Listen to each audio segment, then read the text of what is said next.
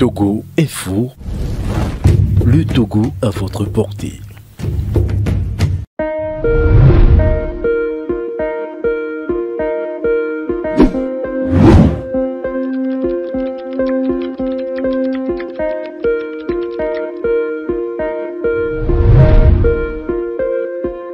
Depuis 2008, le secteur de la santé a connu des mouvements de grève récurrents. Ces mouvements avaient pour objet de dénoncer le plateau technique et infrastructures obsolètes et insuffisantes, de même que de mauvaises conditions de vie dans le secteur. Ceci pour une meilleure prise en charge de la population togolaise dont le droit à une santé de qualité est affirmé par notre Constitution. Pour résoudre définitivement cette crise qui perdure, le gouvernement avait par arrêté numéro 2018-010/PMRT du 14 avril 2018 mis en place un groupe de travail constitué des représentants du gouvernement, de l'administration et ceux des syndicats du secteur de la santé pour réfléchir et proposer des solutions aux problèmes qui minent le secteur de la santé. Les agents de la santé ont, dans la patience, attendu le rapport du groupe de travail qui a été remis au gouvernement le 20 février 2019, suivi de la rencontre des organisations syndicales de la santé avec le gouvernement le 23 juin 2019 à la primature. Le gouvernement, par la voix du Premier ministre d'alors, a accepté tout le contenu du rapport et a promis la prise en compte des dites recommandations. Vu l'importance que revêt le secteur de la santé dont nous sommes les premiers acteurs et au nom de la confiance entre les partenaires sociaux, gage d'un dialogue social réussi, les agents de santé ont observé une accalmie pour voir se réaliser les promesses du gouvernement et surtout se mettre au service de la population désespérée, même avec la survenue de la pandémie au Covid-19. Ainsi, nous contribuons activement aux côtés du gouvernement à la lutte contre cette pandémie par des actions concrètes sur le terrain. Des propositions pouvant améliorer la réponse afin de maîtriser efficacement la maladie, ceci malgré notre système sanitaire déjà faible pour l'affronter. Dans le souci de rechercher des voies et moyens pour trouver des solutions aux problèmes suscités, les discussions se sont poursuivies avec les ministres de la Santé et de la Fonction publique. Nous voudrions remercier son Excellence, Monsieur le Président de la République, et d'autres personnalités qui ont œuvré à maintenir de façon permanente le dialogue et apporter des solutions à certaines de nos doléances, à savoir l'octroi d'une prime unique Covid-19 pour le compte de l'année 2020 à tout le personnel de la santé, l'assurance vie Covid-19 au profit des agents de santé, l'organisation de concours de recrutement, la fourniture du matériel de protection individuelle au personnel soignant, etc., etc. Constat. Si des efforts sont fournis par toutes les parties pour résoudre de façon durable les problèmes de la santé, nous constatons une légèreté et un mépris dans la prise en compte de nos préoccupations par notre ministère de tutelle quant à la mise en œuvre des engagements pris par le gouvernement dans le cadre des conclusions du groupe de travail.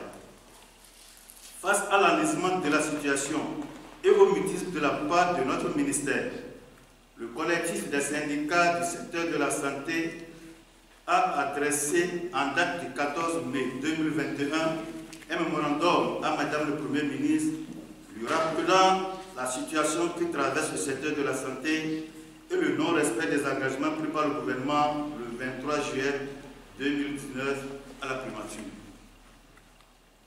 Nous estimons que les leçons tirées de la crise sanitaire devraient conduire le gouvernement à engager le pays dans la modernisation de notre système sanitaire, les solutions étant déjà contenues dans les conclusions du groupe de travail. Mais force est de constater que depuis bientôt 3 mois, notre courrier est resté sans suite. Analyse. Point sur la contractualisation. Le gouvernement a annoncé la mise en place du système de base robuste et résilient à travers la réforme de la gestion de la contractualisation, la construction et la réhabilitation des formations sanitaires, les équipements et le renforcement des ressources humaines.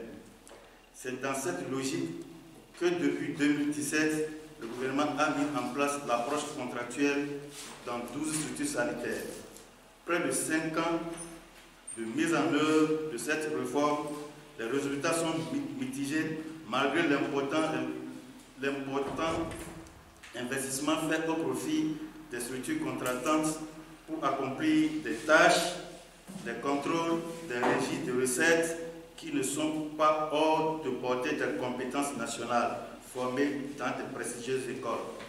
Il est aujourd'hui regrettable que les résultats de la contractualisation n'aient pas pu aider les hôpitaux contractualisés à faire face aux nouvelles charges engendrées par la pandémie à la COVID-19.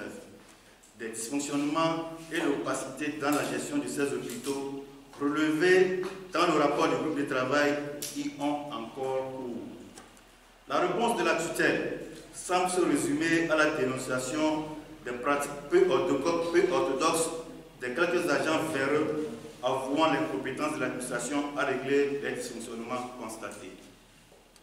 Il serait utile de commanditer un outil externe de la contractualisation afin de situer l'opinion nationale sur sa contribution aux réponses des problèmes du secteur de la santé. Pour notre part, nous estimons qu'une autre solution sont à explorer. Les ressources humaines. La densité du personnel de la santé est de 7,3 personnels pour 10 000 habitants en 2018. Le ratio cumulé du personnel traceur de soins publics et privés, médecins, infirmiers, assistants médicaux, sages-femmes et accoucheuses est de 9 personnels de santé pour 10 000 habitants. Ce ratio cumulé reste largement inférieur à la norme de l'OMS qui est de 20,2 à 25,4 pour 10 000 habitants.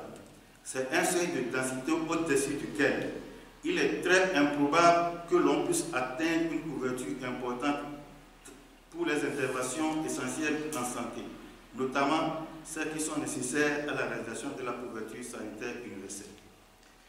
Sur les 4 828 agents à recruter au titre de la gestion 2019-2022, soit 1207 par an, à peine 1000 agents ont été recrutés au titre de l'année 2018, ce qui représente moins du quart des prévisions, soit 20,71. Le concours du 5 décembre 2020 n'étant toujours pas proclamé. C'est cet effectif réduit des agents de santé qui continuent courageusement et avec abnégation à gérer la pandémie à la Covid dans notre pays. Pendant ce temps, près de 5000 agents de santé contractuels des établissements publics, soit environ 50% de l'effectif du personnel de santé, continuent d'exercer dans des conditions de vie de travail déplorables, notamment la non-déclaration à la Caisse nationale de sécurité sociale et à l'Institut national d'assurance maladie, INAM, le non-respect du montant des primes de garde et d'astreinte, le non-paiement des primes de risque et le non-respect du SMIC, entre autres. Le processus pour la mise en place d'une fonction publique hospitalière et la révision du cadre indemnitaire tel que recommandé par les conclusions du groupe de travail ne semble pas être à l'agenda de notre ministère de tutelle, ce qui crée un sentiment de lassitude, de mécontentement et de découragement au sein du personnel de la santé. Le renforcement en ressources humaines, la résolution définitive de la situation des contractuels et l'adoption d'un cadre indemnitaire attractif s'imposent afin d'encourager le personnel soignant à œuvrer efficacement à l'atteinte des objectifs visés par le gouvernement dans sa stratégie ambitieuse contenues dans la feuille de route dénommée Plan Togo 2025. Modernisation du système de santé, en parenthèse, infrastructure et équipement. Le 23 juillet 2019, à la primature, le chef du gouvernement d'alors, le Premier ministre Kwame Selom Klassou, avait annoncé la livraison de 8 scanners performants avant fin décembre 2019 au profit des CHU et CHR du pays, s'ajoutant aux 5 cliniques mobiles déjà mises à la disposition des régions sanitaires.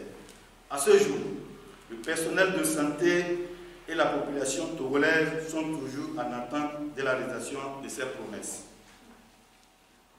Nous notons avec intérêt la volonté de son Excellence le Président de la République de mettre en place la couverture sanitaire universelle, initiative que nous, organisations syndicales du secteur de la santé, saluons et sommes disposés à œuvrer pour sa réussite.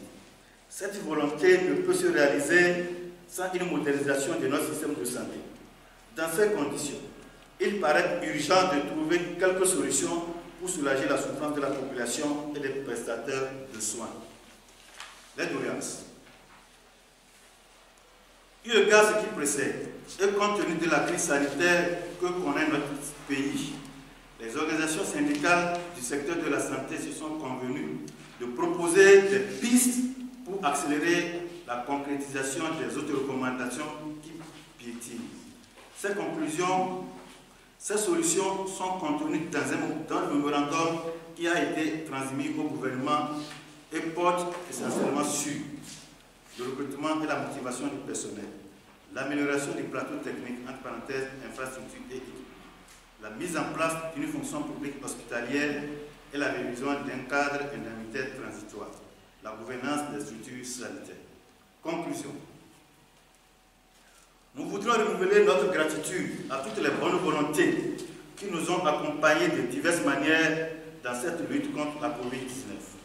C'est le lieu de rendre un vibrant hommage au personnel de santé qui se déploie nuit et jour pour venir à bout de cette guerre sanitaire malgré les conditions de travail très périlleuses. Nous nous inclinons devant la mémoire de nos collègues qui malheureusement ont succombé dans cette guerre, laissant derrière eux veuves orphelins. Nous souhaitons un rétablissement à ceux qui ne sont pas encore guéris. Nous exhortons par la même occasion toute la population à respecter les mesures barrières et surtout à se faire vacciner afin de réduire considérablement la charge de cette pandémie.